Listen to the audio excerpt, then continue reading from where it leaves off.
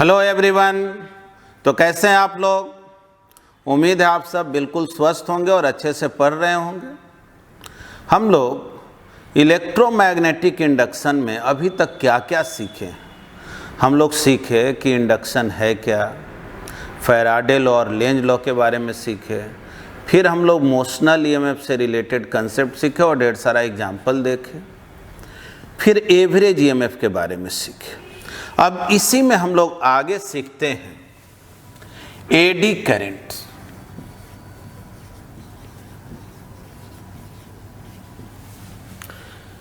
देखिए, वैसे एग्जाम्पल तो बहुत दिया जा सकता है। आइए कुछ एग्जाम्पल जो आपको समझने में बेहतर ढंग से हेल्प करे।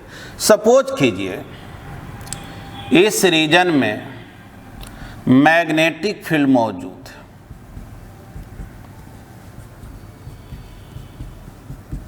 ठीक, मैग्नेटिक फील्ड मौजूद है इस बोर्ड के इस पोर्शन में, और आप क्या किए कि एक मेटल प्लेट को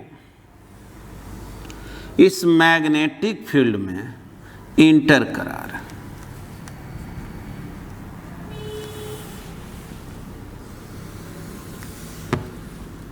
ठीक ना, मेटल प्लेट को इस मैग्नेटिक फील्ड में इंटर करा रहे।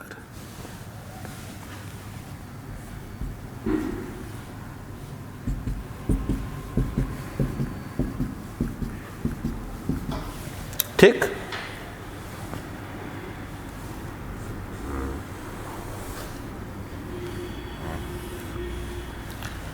चलिए समझेंगे।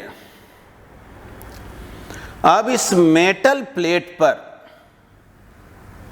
हम लोग एक लूप अजूम कर लिए। देखो, जैसे मेटल है, अब मेटल तो हर जगह से लेकर के कंटिन्यूअस ही नहीं, जैसे कोई वायर को लेते हो और वायर जो है एक जगह से स्टार्ट हुआ फिर वहीं एंड हुआ, तो इसको लूप बोलते हैं ना। तो वैसे ही ये जो मेटल प्लेट है, अगर मान लो इस पर हम एक लूप कंसीडर करें, सपोज जैसे मन करेगा वैसे, एक कारण कि हर जगह तो आपस में ही कनेक्टेड। ठीक ना, जब मेटल प्लेट ही है तो यहाँ से लाइन खींचते हुए फिर यहीं पहुँच जाइए तो ये आपस में कनेक्टेड लूप हो गया कि नहीं? ठीक, तो सोचो ये जो आप लूप कंसीडर किए, तो अभी कुछ पार्ट जो है इस लूप का मैग्नेटिक फील्ड के अंदर है और कुछ पार्ट इस लूप का बाहर है। तो जैसे जैसे प्लेट अंदर जाएगा वैसे वैसे मैग्नेटिक फ्लक्स इस लूप के थ्रू बढ़ते जाएगा। नहीं, मैग्नेटिक फ्लक्स बढ़ते जाएगा, और मैग्नेटिक फ्लक्स जब बढ़ेगा तो ईएमएफ डेवलप होगा, इस लूप में करंट का फ्लो होने लगेगा। देखो, इस लूप में करंट का फ्लो होने लगेगा, है ना। कोई कहेगा लेकिन हम ऐसा लूप कंसीडर ना करके अगर हम ऐसा एक लूप कंसीडर करें तो बोलेंगे हाँ इसमें भी करंट होगा। तो थोड़ा सोचो, मेटल का जो ये प्लेट है इसके सरफेस पर क्या देख रहे हैं? यहाँ पर इधर करंट है, यहाँ इधर करंट है, यहाँ इधर करंट है, यहाँ इधर, मतलब कि रैंडमली डायरेक्टेड करंट है। वो लूप जैसा एकदम नहीं बना हुआ है कि स्ट्रेट वायर है या कर्व वायर है, करंट ऐसे फ्लो हो रहा है। मतलब ये मेटल सरफेस पर देखेंगे तो यहाँ इधर करंट, यहाँ इधर करंट, यहाँ इधर। इसीलिए इस करंट का नाम क्या दिया गया है? Eddy current. यानी जब आप मेटल प्लेट को मैग्नेटिक फील्ड में इंटर कराएंगे तो उसमें आप लार्ज नंबर में लूप जो है कंसीडर कर सकते हैं, और जब फ्लक्स में चेंजिंग होगा तो लूप में करंट का फ्लो होगा, यानी इसके सरफेस पे करंट का फ्लो हो जाता है जो रैंडमली डायरेक्टेड करंट होता है, और इस करंट का नाम देते हैं एडी करंट। अब इस करंट के कारण क्या होता है कि मेटल प्लेट में हीट प्रोड्यूस हो जाता है। तो आप जब मेटल प्लेट को लेकर के जा रहे हैं, जैसे ही मैं मान लीजिए मेटल प्लेट को लेते हुए आ रहे हैं, जैसे ही फील्ड में इंटर करते हैं तो अचानक जो है ना आपको लगता है कि कोई रोक रहा है, फील्ड में अंदर जाने से रोक रहा है, जैसे कोई ब्रेक लग गया हो, स्लो हो जाता है मेटल प्लेट। तो कोई कहेगा स्लो क्यों हो गया, तो बोलेंगे इसका जो काइनेटिक एनर्जी है उसका कुछ पार्ट जो है हीट एनर्जी थर्मल एनर्जी में कन्वर्ट हो गया, क्योंकि मेटल प्लेट इसमें इंटर किया, वैसे ही इसमें करंट का फ्लो शुरू हो गया, और करंट का जब फ्लो होगा तो हीट वगैरह प्रोड्यूस होगा, यानी काइनेटिक एनर्जी का कुछ पार्ट किसमें बदल गया, हीट एनर्जी में। तो ऐसा फील होता है कि मेटल प्लेट को अंदर जाने से कोई रोक रहा, अचानक काइनेटिक एनर्जी घट गया, ये स्लो हो गया, तो उसी को इलेक्ट्रोमैग्नेटिक डैम्पिंग बोलते हैं, ठीक ना। इस फेनोमेनन का नाम क्या है, इलेक्ट्रोमैग्नेटिक डैम्पिंग। समझो इसको कोई रोक दिया, कैसे सिंपल पेंडुलम को ओसिलेट कराते हैं, तो हवा रोकता है ना, चाहे पानी में ओसिलेट कराओगे तो बहुत देर तक ओसिलेट नहीं ना कर सकता है, रख करके छोड़े और फिर यहीं आके रुक जाता है, तो एक तरह से डैम्पिंग फोर्स ये प्रोड्यूस कर देता है। यही कारण है कि हम लोग जो बुलेट ट्रेन वगैरह होता है, फास्ट मूविंग जो ट्रेन होता है, उसमें मैग्नेटिक ब्रेकिंग सिस्टम लगाया जाता है, और एडी करंट के हेल्प से जो है ना उसको रोकने का, उसको स्लो किया जाता है। तो ठीक है, तो हमको इस मेटल प्लेट को मैग्नेटिक फील्ड से पास कराना है। तो हम क्या देख रहे हैं कि भाई जैसे ही हम इंटर करा रहे हैं स्लो हो जा रहा है, तो हम चाहते हैं कि नहीं एडी करंट कम से कम हो। तो एडी करंट कम से कम हो उसके लिए क्या करना चाहिए, तो देखिए एडी करंट का फ्लो पूरी तरह से समाप्त तो नहीं किया जा सकता, ऐसा कोई प्रोसेस नहीं है कि एडी करंट जो है फिनिश हो जाए, लेकिन हाँ अगर यही मेथड को थोड़ा सा हल्का चेंज करें तो एडी करंट बहुत हद तक घट जाएगा। देखिए मेटल प्लेट, आप क्या किए, इसके बीच में कटिंग कर दी, प्लेट को आर पार कट कर दिए, यहाँ गैप बना दिए, यहाँ गैप बना दिए, यहाँ भी गैप बना दिए,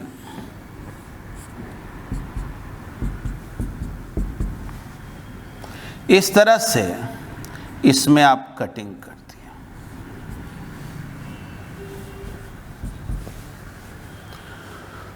तब आप क्या देख रहे हैं कि अब इस प्लेट को फील्ड में इंटर करा रहे हैं,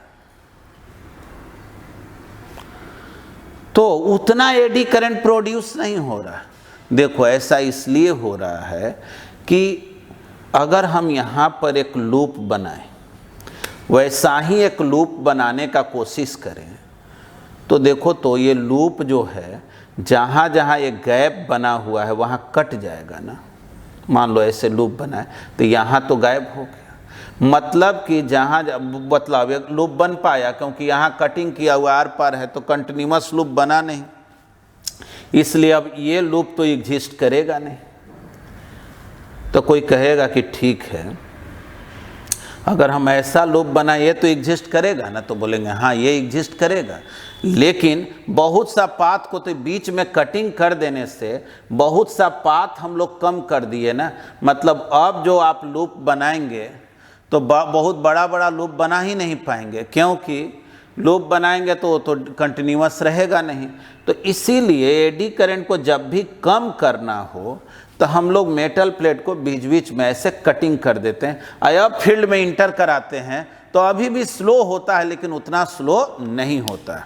अब जैसे देखो, जैसे कोई मेटल प्लेट है, आप कहिएगा तब तो प्लेट ही को आप ख़त्म कर दिए, प्लेट ही समाप्त हो गया। बोलेंगे नहीं, अगर मुझे प्लेट बनाना है ना, जैसे समझो ये चारों उंगली ये अलग अलग पीसेज है, क्या करेंगे, चारों को जब एक प्लेट बनाना होगा ऐसे चिपका देंगे, एक प्लेट हो गया।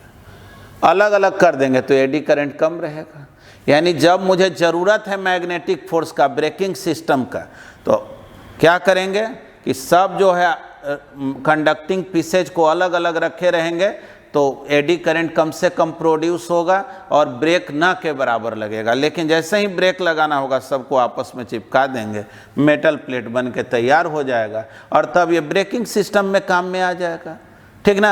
इंडक्शन कुकर वगैरह में भी जो है ना एडी करंट की हेल्प से उसको गर्म किया जाता है। वो भी जो है एक मेटल प्लेट रहता है और उसमें भी अलग अलग लूप में फ्लक्स का चेंजिंग कराया जाता है वेरिएबल फील्ड के हेल्प से, और उसमें भी एडी करंट प्रोड्यूस होता है। तो पहले तो आप क्या करें, इस फिगर को लिख लें और इससे रिलेटेड जो है हम लोग नोट्स कैसे बनाएंगे उसको बता देते हैं। पहले इसको लिखें। तो आइए, एडी करंट अगर आपके एग्जाम में आ जाए तो किस तरह से लिखेंगे। तो इसके पहले जो डायग्राम बनाए थे वो डायग्राम तो बना लेंगे, दोनों डायग्राम। एक में पूरा मेटल प्लेट था, बीच में हम लोग स्लॉट कटिंग किए थे, वो वाला भी डायग्राम बना लेंगे।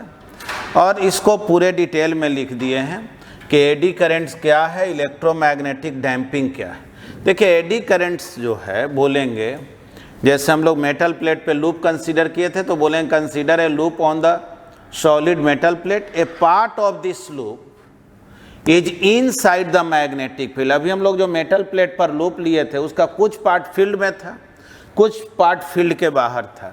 As the plate moves the magnetic field, ठीक ना, as the plate moves in the magnetic field,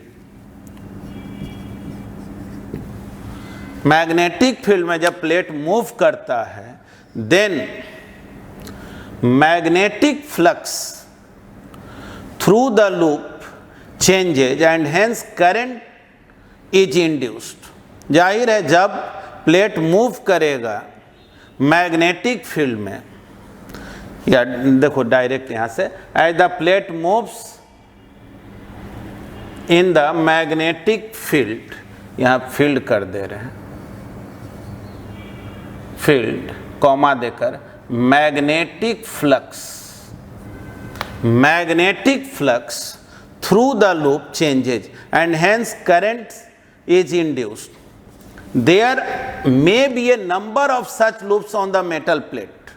देखो, जैसे हम लोग चाहें तो लार्ज नंबर में लूप जो है अज्यूम कर सकते हैं अलग अलग तरह के, and hence currents are induced on the surface along variety of path। अलग अलग पाथ में करंट का फ्लो होने लगता है, and such currents are called eddy current. वैसे ही करंट को हम लोग क्या नाम देते हैं, एडी करंट बोलते हैं। जो बात समझाए थे उसी को लिख दिए हैं, पढ़ दिए इसलिए क्योंकि आपको एक बार समझने में दिक्कत न हो। इलेक्ट्रोमैग्नेटिक डैम्पिंग, तो ये डैम्पिंग क्या है, तो बोले ना कि मेटल प्लेट को जब आप मैग्नेटिक फील्ड में इंटर कराते हैं तो एडी करंट के कारण वो स्लो हो जाता है। तो वही चीज लिखा हुआ, because of eddy current in the metal plate thermal energy is produced in it, मतलब हीट प्रोड्यूस होता है इसमें। This energy comes at the cost of kinetic energy of the metal plate, यानी मेटल प्लेट का kinetic energy का ही कुछ part heat energy में बदल जाता है, and the plate slows down, plate slow हो गया। It is known as electromagnetic damping, इसी फिनोमिनन का नाम है इलेक्ट्रोमैग्नेटिक डैम्पिंग। अब अगर डैम्पिंग को रिड्यूस करना है, कम करना है, to reduce electromagnetic damping one can cut slots in the metal plate. This reduces the possible path of the eddy current. मतलब कि जब आप बीच बीच में स्लॉट कटिंग करते हैं तो वो स्लॉट कटिंग जो है एडी करंट के पॉसिबल पाथ को कम कर देता है, इसलिए एडी करंट कुछ घट जाता है। तो चलिए, ये तो आपको डिफिनीशन लिख दिए, एडी करंट्स क्या है, इलेक्ट्रोमैग्नेटिक डैम्पिंग क्या है। अब इसके यूजेज को सीखेंगे। मान लीजिए अगर लॉन्ग क्वेश्चन में आ गया तो इलेक्ट्रोमैग्नेटिक डैम्पिंग ना भी पूछे तब भी हम लोग पूरा डिटेल में लिख देते हैं, और अगर शॉर्ट क्वेश्चन में आ गया तो हम लोग एडी करंट के डिफिनीशन तक ही लिखेंगे। तो पहले आप इसको नोट कर लें तो फिर इसके यूज को लिख देते हैं।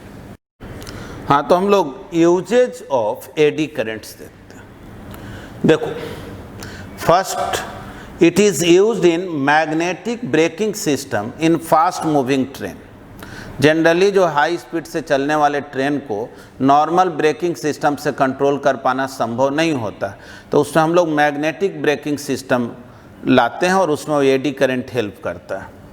It is used in induction cooker, ठीक ना, वो फर्नेस जो रहता है इंडक्शन कुकर जिसको बोलते हैं उसमें एडी करंट ही काम करता है। और इलेक्ट्रिक पावर मीटर में भी इसका यूज आता है। मेनली ये 3 यूज है, ऐसे और भी यूज पॉसिबल है अलग अलग टाइप्स के ऑपरेटर्स बनाने में, तो आप इसको भी लिख लें। चलिए आगे जो इस चैप्टर के सिलेबस में है वो है self induction and mutual induction. तो पहले हम लोग सेल्फ इंडक्शन को सीखते हैं।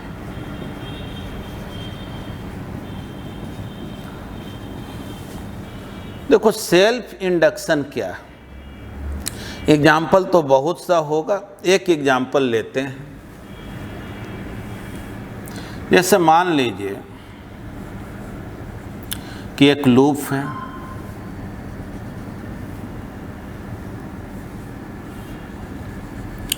एक रियोस्टेट,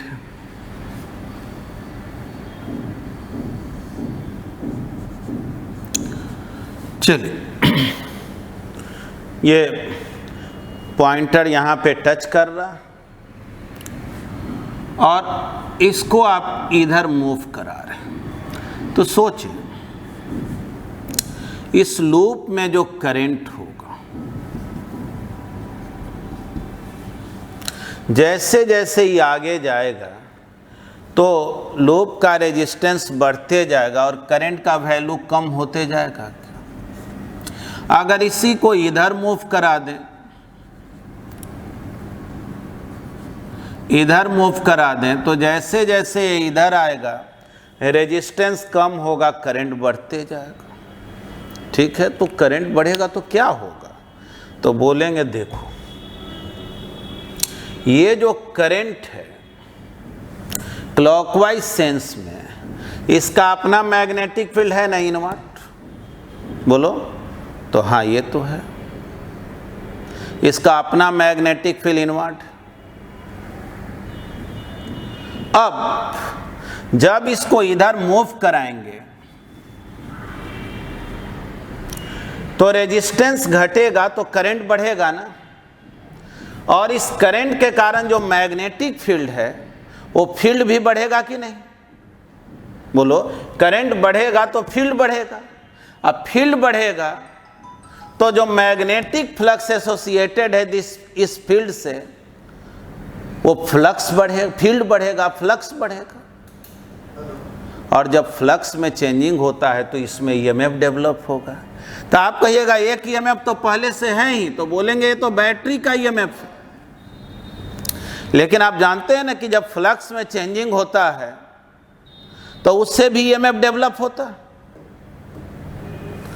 तो जब आप पॉइंटर को इधर मूव कराएंगे तो करंट में चेंजिंग होगा, और करंट में चेंजिंग होगा तो इस करंट के कारण जो फील्ड प्रोड्यूस हो रहा है उस फील्ड मैग्नेटिक फील्ड में चेंजिंग होगा, फील्ड में चेंजिंग होगा तो फ्लक्स में चेंजिंग होगा, और जब फ्लक्स में चेंजिंग होगा तब क्या होगा, तो इसमें ईएमएफ डेवलप होगा।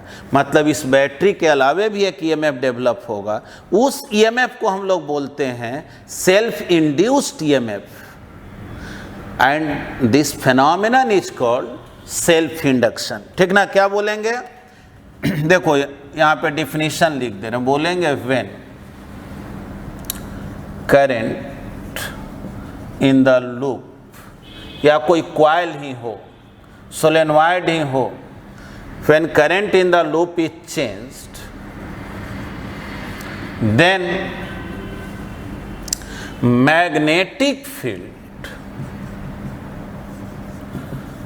magnetic field associated with this current changes। इसके साथ जो जुड़ा हुआ मैग्नेटिक फील्ड है वो भी चेंज करता। Magnetic field associated with this current changes. और सोचो जब करंट चेंज होगा, बोलेंगे due to change in magnet, current change हुआ तो फील्ड चेंज हुआ, फील्ड जब चेंज होगा तो due to change in magnetic field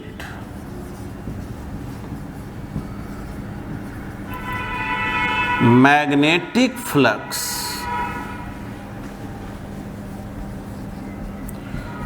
through the loop changes and hence EMF induces in the loop।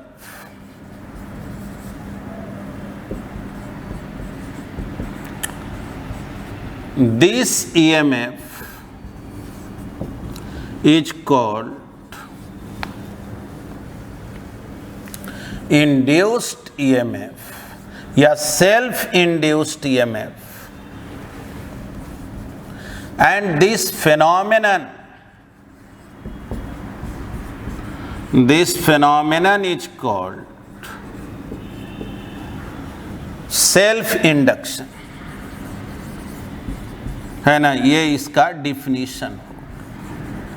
आइए अब इसके मैथमेटिकल पार्ट को देखते हैं। बोलेंगे कि करंट बढ़ेगा तो फील्ड बढ़ेगा, फील्ड बढ़ेगा तो फ्लक्स बढ़ेगा, तो फ्लक्स डायरेक्टली प्रोपोर्शनल फील्ड के भी हो गया, और चूंकि फील्ड डायरेक्टली प्रोपोर्शनल करंट का है, यानी बोलेंगे कि magnetic flux associated with this loop, ठीक ना, यहाँ लिख दे रहे हैं मैग्नेटिक फ्लक्स, फाई भी से डिनोट कर दिए, वैसे फाई भी डिनोट करेंगे तो कोई बात नहीं है। Magnetic flux through the loop is directly proportional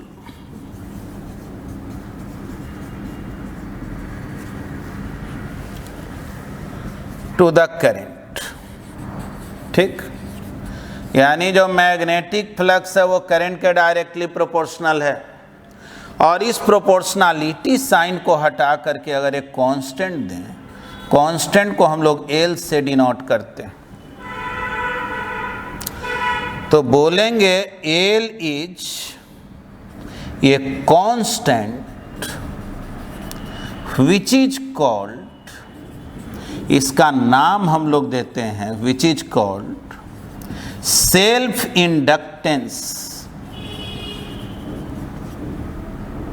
ठीक ना, self inductance of the loop और क्वाइल। देखो अगर इसी में रहता ना नंबर ऑफ टर्न n है तो n से मल्टीप्लाई कर देंगे, सिंगल टर्न के लिए अगर फ्लक्स 5b होगा तो n इंटू 5b हो जाए, यानी n इंटू Li हो जाएगा, और क्या। तो ध्यान से देख, ये मैग्नेटिक फ्लक्स को हम लोग क्या लिख दिए, सम कांस्टेंट इंटू I, और ये जो कांस्टेंट टर्म आया इसका नाम क्या दिया जाता है, self inductance of the loop और क्वाइल, ठीक है। इसका वैल्यू कैसे निकालेंगे आगे सीखेंगे, लेकिन इसका रोल क्या है तो देखो, अगर इंड्यूस्ड EMF देखें तो फैराडे लॉ में जानते हैं ना, इंड्यूस्ड EMF होता है minus D phi B by D T, तो minus D phi B, phi B कितने के इक्वल है, तो L into I by D T, तो minus L D I by D T, बस। यानी कि अगर ये पता चल जाए कि करंट किस रेट से चेंज हो रहा है, तो उसमें हम लोग सेल्फ इंडक्टेंस मालूम रहे उससे मल्टीप्लाई कर दें तो कितना EMF डेवलप होगा वो पता चल जाएगा। थोड़ा सा एक बात समझना, EMF है minus L d I by D T, तो क्या ये EMF निगेटिव है, तो बोलेंगे कि नहीं, ये EMF क्या कह रहा है इसको समझना। ये जो D I by D T है rate of change of current है, और करंट बढ़ भी सकता है और घट भी सकता है। देखो जब करंट बढ़ेगा तो D I by D T positive होगा, तो ये टर्म पॉजिटिव होगा, तो आगे माइनस लगा हुआ है, तो ये EMF निगेटिव के रोल में आ जाएगा। मतलब कि पहले से जो मौजूद EMF है ना उसको ये विरोध करेगा, यानी करंट जब बढ़ रहा हो तो इसमें ऐसा EMF खुद ब खुद डेवलप होगा जो उस EMF को बढ़ने से रोकना चाहेगा, ये निगेटिव EMF के रोल में आ जाएगा। और अगर करंट घट रहा हो तब D I by D T negative होता और एक माइनस आगे लगा हुआ है, तब ये पॉजिटिव रोल में आ जाएगा, तब वो इस करंट को सपोर्ट करने लगेगा। तो इंडक्शन का तो रूल है, फ्लक्स बढ़ रहा हो तो इंड्यूस ईएमएफ घटाना चाहता है, घट रहा हो तो बढ़ाना चाहता है। यानी करंट अगर बढ़ रहा हो तो इसमें समझो एक ऐसा बैटरी खुद ब खुद डेवलप हो जाएगा जो इस करंट को विरोध करेगा, जिसका ईएमएफ जो है -LdI/dt है। और अगर करंट घट रहा हो तो यही ईएमएफ जो है उसको सपोर्ट करने लगेगा। तो ठीक है, अब ये जो इंडक्टेंस है इसका वैल्यू कैसे निकालें, इसका यूनिट डायमेंशन क्या होगा। अक्सर जो है ना रेजिस्टेंस, कैपेसिटेंस, इंडक्टेंस ये सब पूछा जाता है, तो पहले तो आप इसको लिख लें। अब हम लोग इंडक्टेंस का यूनिट और डायमेंशनल इक्वेशन क्या होगा इसको समझते हैं। जैसे आप लिखे phi b = L × I, तो L क्या हो गया, magnetic flux divided by I। तो यूनिट इसका अगर देखेंगे आप, यूनिट ऑफ इंडक्टेंस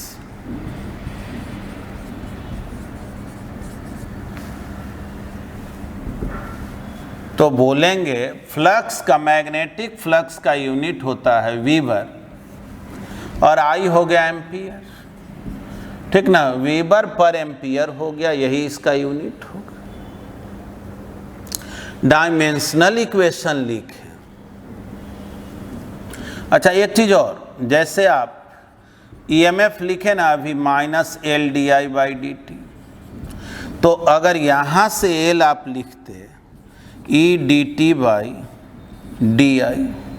तो देखो तो क्या हो जाता, ईएमएफ तो हो जाता वोल्ट सेकेंड पर एम्पियर। यानी आप इसका यूनिट जो है, यूनिट ऑफ L मतलब इंडक्टेंस, आप ये भी लिख सकते हैं वोल्ट सेकेंड पर एम्पियर। यानी कि वीबर जो है एक तरह से वोल्ट सेकेंड ही ना हो गया। अब जो है ये भी जानेंगे कि वीबर पर एम्पियर को ही हम लोग हेनरी भी बोलते हैं, ठीक ना, H से डिनोट करते हैं, इसको हेनरी भी बोला जाता है वीबर पर एम्पियर को, या इसको भी बोलो हेनरी बोल सकते हैं। अब जो है डायमेंशनल इक्वेशन, डायमेंशनल इक्वेशन, तो आप तो जानते हैं डायमेंशनल इक्वेशन के लिए मुझे इक्वेशन पहले तो फॉर्मूला चाहिए कि किसके हेल्प से निकालें। phi b/I करेंगे, I तो मालूम है। अब मैग्नेटिक फ्लक्स का डायमेंशनल इक्वेशन क्या होगा, अगर याद है तो वो लिख दें, नहीं तो देखो ये वोल्ट है, वोल्ट सेकेंड पर एम्पियर। वोल्ट क्या होता है, तो वोल्ट सिखाया गया था जूल पर कूलम होता है, और जूल होता है mL/2T-2 और कूलम होता है I × T, तो mL/2T-3 I-1। तो डायमेंशनल इक्वेशन लिखेंगे तो वोल्ट के लिए m L/2 T⁻³ I⁻⁻1, ये तो वोल्ट का होगा, है ना। सेकेंड तो T divided by I, ampere है I, देख लो तो कितना हो गया, mL/2 T⁻² I⁻², है ना।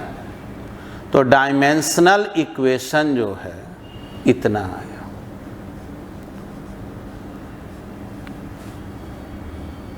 कोई दिक्कत है इसमें। अब देखो बात करें सिंबल ऑफ इंडक्टेंस, इंडक्टेंस को डिनोट कैसे करें, तो देखिए ऐसा, यही इंडक्टेंस का सिंबल होगा, क्या दिक्कत है इसमें, यही आपका सिंबल है ना। तो आसानी से आप यूनिट डायमेंशन सब सिंबल वगैरह ये सब समझ गया। चलिए आगे बढ़ते हैं हम लोग, इसको नोट कर लें। आइए अब हम लोग लॉन्ग सोलेनॉइड के लिए सेल्फ इंडक्टेंस को कैसे कैलकुलेट करेंगे इसको सीखते हैं। To find self inductance of a long solenoid, ठीक, देखेंगे लॉन्ग सोलेनॉइड। लॉन्ग सोलेनॉइड का मतलब हुआ जिसका लेंथ रेडियस के कंपैरिजन में बहुत बड़ा, ठीक। मान लीजिए इसमें I करंट का फ्लो होगा, इस सोलेनॉइड का रेडियस A और इसका लेंथ जो है L, और जनरली हम लोग सोलेनॉइड में स्मॉल n से डिनोट करते हैं number of turns per unit length.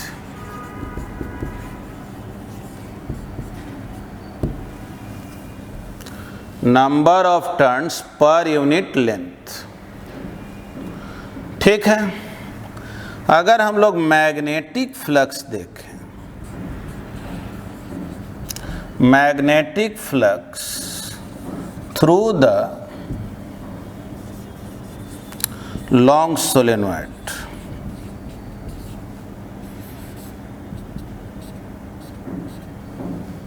तो बतलाओ फ्लक्स क्या होगा। तो फ्लक्स होता है B डॉट एरिया वेक्टर। तो मैग्नेटिक फील्ड इधर, एरिया वेक्टर भी इधर, B डॉट एरिया वेक्टर, ठीक। तो इसमें टोटल नंबर ऑफ टर्न कितना है, अगर मान लो टोटल नंबर ऑफ टर्न को अक्सर कैपिटल N से डिनोट करते हैं तो N से मल्टीप्लाई कर देंगे, N B डॉट A हो गया, यही ना। इस A का मतलब हुआ कि कोई सिंगल टर्न का एरिया है ना, N हो गया टोटल नंबर ऑफ टर्न्स। तो ठीक है, सोचो यूनिट लेंथ में जब N टर्न है तो L लेंथ में कितना टर्न होगा, N इंटू L, ठीक। देखो ध्यान से, तो मैग्नेटिक फील्ड इधर, एरिया वेक्टर इधर, BA cos 0 और कैपिटल N को लिख दिए N इंटू L, ठीक ना। कैपिटल N का मतलब यहाँ क्या है, तो कैपिटल N का मतलब हो गया टोटल नंबर ऑफ टर्न्स।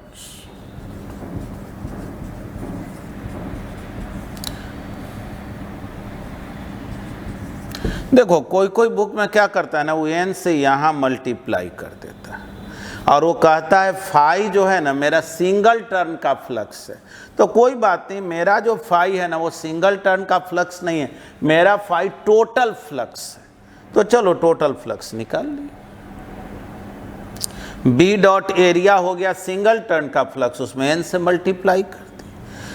अब चलो मैग्नेटिक फील्ड लॉन्ग सोलेनॉइड के लिए क्या पढ़े थे हम लोग, mu naught N into I पढ़े हैं ना। एरिया, तो सिंगल टर्न का एरिया सर्कुलर है pi A square, N into L। देखो जी मैग्नेटिक फ्लक्स क्या हो गया, mu naught pi A square N square L into I. देख लो फ्लक्स जो है सम कांस्टेंट इंटू आई आ गया क्या। हम लोग जानते हैं ना कि फ्लक्स होता है L इंटू आई, यानी जहां कैपिटल L होता था वहां क्या आ गया, इसी को ना हम लोग सेल्फ इंडक्टेंस बोलते हैं। यानी जब भी किसी कॉइल का, किसी लूप का, सोलेनॉइड का सेल्फ इंडक्टेंस निकालना हो तो उसमें करंट को पास कराओ और उसके थ्रू फ्लक्स निकाल दो। फ्लक्स जो आएगा ना वो अपने आप ही आएगा सम कांस्टेंट इनटू आई, और ये जो कांस्टेंट टर्म है म्यू नॉट पाई ए स्क्वायर एन स्क्वायर एल, इसको हम लोग बोलेंगे self inductance of the solenoid. ठीक ना, ये सोलेनॉइड का सेल्फ इंडक्टेंस हो गया। ठीक, अब अगर ये पूछा जाए कि इंड्यूस्ड ईएमएफ क्या होगा, तो बोलेंगे इंड्यूस्ड ईएमएफ निकालना है तो हम लोग जानते हैं minus D phi by D t, minus both side multiply कर दो टाइम के रिस्पेक्ट में, minus D phi by D t को ही ना इंड्यूस्ड ईएमएफ बोलते हैं, तब minus L d I by D t, और एल का वैल्यू जो आया वो इतना आया। एक चीज ये देखो, जो सेल्फ इंडक्टेंस है वो क्या चीज पर डिपेंड कर रहा, तो म्यू नॉट पे। म्यू जो है ये तो परमियाबिलिटी है, एक तरह से मीडियम पे ना डिपेंड कर रहा है। वैक्यूम में कॉइल को रखेंगे तो कुछ अलग वैल्यू होगा, दूसरे मीडियम में रखेंगे अलग वैल्यू होगा, वो तो फ्री स्पेस के लिए ना हम लोग यूज करते हैं म्यू नॉट। देखो पाई ए स्क्वायर, ये सर्कुलर शेप है तब ना पाई ए स्क्वायर, यानी शेप अगर बदल के हमें स्क्वायर शेप का सोलेनॉइड बना लेते तब तो हमको पाई ए स्क्वायर के बजाय केवल ए स्क्वायर ना लिखना पड़ता। फिर देखो लेंथ, मतलब कि साइज में जितना ही ज़्यादा बड़ा होगा सेल्फ इंडक्टेंस उतना ही ज़्यादा होगा क्या, यानी याद रखो सेल्फ इंडक्टेंस जो है ना वो करंट वगैरह पे डिपेंड नहीं करता है, बोलेंगे it depends on shape and size, shape and size of coil, also on geometrical placing, आप उसको कहाँ पे रख रहे हैं उस पे भी डिपेंड करेगा। तो देखो एक नया कंसेप्ट हम लोग सीखे कि कोई भी कॉइल में अगर करंट को चेंज करा दोगे ना, बढ़ाओगे घटाओगे, तो उसमें अपने आप एक बैटरी डेवलप हो जाता है, ईएमएफ डेवलप हो जाता है, और वो ऐसा ईएमएफ होता है कि अगर करंट को बढ़ाओगे तो घटाना चाहेगा, घटाओगे तो बढ़ाना चाहेगा। तो हम लोग यहाँ तक तो सीखे, सेल्फ इंडक्शन से रिलेटेड कंसेप्ट सीखे, और सेल्फ इंडक्टेंस का वैल्यू क्या होगा इस वैल्यू को हम लोग निकालना सीखे, है ना। चलो ठीक, चलो इसको ब्रैकेट देने की कोई ज़रूरत नहीं है, ठीक है, यहीं पे लिख दे, ठीक है। चलिए पहले नोट करें इसको। चलिए हम लोग सेल्फ इंडक्शन पे ही बेस्ड एक दो एग्जाम्पल लेते हैं। कह रहा है magnetic flux 8 × 10⁻⁻⁴ वीबर is linked with each turn off 200 turns coil. ठीक ना, कोई कॉइल है जिसके प्रत्येक टर्न के साथ इतना फ्लक्स जो है एसोसिएटेड। ठीक है, कह रहा है कि अगर इलेक्ट्रिक करंट 4 एम्पियर का हो उस कॉइल में तो बतलाओ उसका सेल्फ इंडक्टेंस क्या होगा। देखो जैसे अभी हम लोग पढ़े कि फ्लक्स होता है L × I, तो अगर फ्लक्स मालूम हो जाए और आई मालूम हो जाए तो एल तो निकल ही जाएगा। तो एक टर्न के साथ इतना मैग्नेटिक फ्लक्स है तो 200 टर्न्स है, तो देखो इसके सॉल्यूशन में हम लोग बोलेंगे total magnetic flux through the coil. तो टोटल मैग्नेटिक फ्लक्स क्या होगा, तो बोलेंगे क्या कि एक टर्न के थ्रू जो फ्लक्स है उसमें n से मल्टीप्लाई कर दो 200 × 8 × 10⁻⁻⁴, यानी कि 16 × 10⁻⁻² वीबर।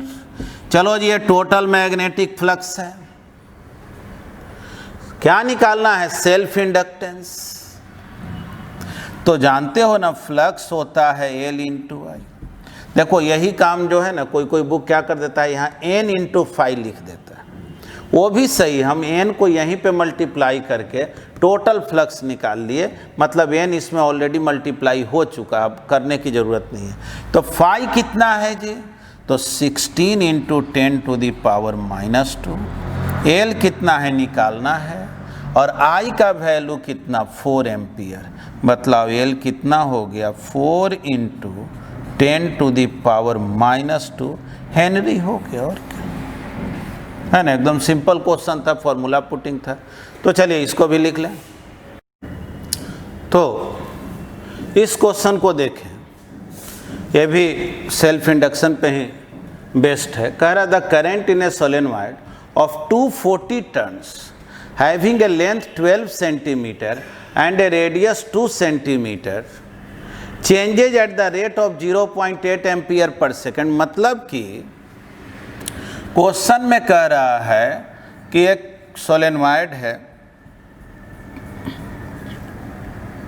ठीक ना, सोलेनॉइड है जिसका टोटल नंबर ऑफ टर्न्स 240 दे दिया है, लेंथ 12 सेंटीमीटर दे दिया है, रेडियस 2 सेंटीमीटर दिया है, और करंट किस रेट से चेंज हो रहा है तो 0.8 एम्पियर पर सेकेंड, यानी di/dt का वैल्यू दिया।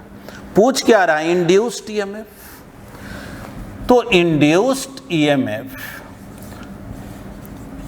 जाहिर है करंट चेंज हो रहा है, उसी के कारण न इसमें ईएमएफ इंड्यूस्ड हुआ। और आप जान रहे हैं इंड्यूस्ड ईएमएफ का अगर मैग्नीट्यूड कहा जाए तो L di/dt होता। तो L के जगह क्या लिखे, di/dt तो मालूम। तो सेल्फ इंडक्टेंस अभी ना पढ़े, सोलेनॉइड का होता μ0 πa² n² L di/dt। अब μ0 का वैल्यू 4 पाई इंटू 10⁻⁻⁷ पाई a²। बोलो a का वैल्यू कितना है 2 सेंटीमीटर, यानी 2 इंटू 10⁻⁻² मीटर, n²। तो टोटल नंबर ऑफ टर्न ना क्वेश्चन में दिया हुआ, देख लो जी। तो स्मॉल n तो मालूम नहीं है, तो स्मॉल n निकाल लो ना, number of turns per unit length. तो बोलेंगे क्या कि 240 डिवाइडेड बाई 12 सेंटीमीटर, ठीक ना, मीटर में बदलो, ये कितना हो गया जी, ये हो गया 20, ऊपर जाएगा ये पर 2000 टर्न्स पर मीटर हो गया। यानी जहाँ स्मॉल n का बात है वहाँ पे हम लोग क्या लिखेंगे, देखो जी a² तो लिख लिए, n² तो 2000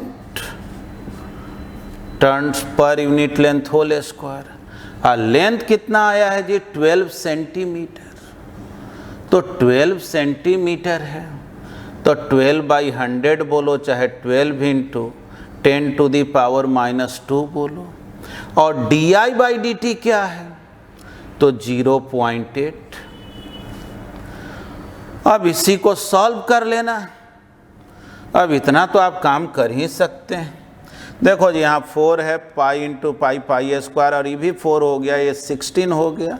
फिर देख लो यहाँ भी 4 है, 16 में 4 है ना, इसको भी करेंगे ना, 2 इंटू 10⁻³ है, तो कितना हो गया 4 इंटू 4 16 इंटू 4 64 इंटू 12 इंटू 0.8, यानी कि 64 इंटू 12 इंटू 0.8 πa²।